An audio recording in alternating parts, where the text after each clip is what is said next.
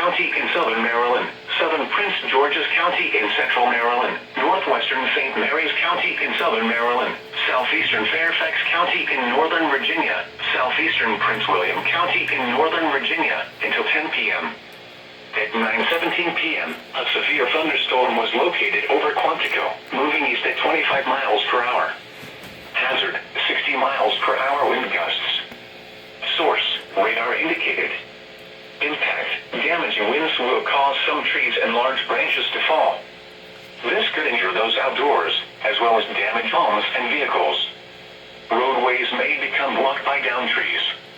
Localized power outages are possible. Unsecured light objects may become projectiles.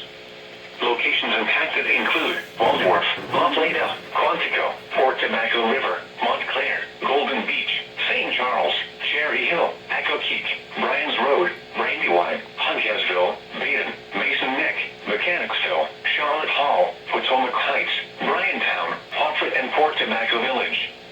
Get indoors to protect yourself from wind and lightning. Trees around you may be down from damaging winds, so if you are near large trees, move to an interior room on the lowest floor.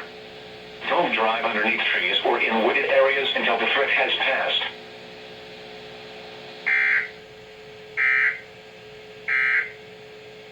The National Weather Service in Sterling, Virginia has issued a severe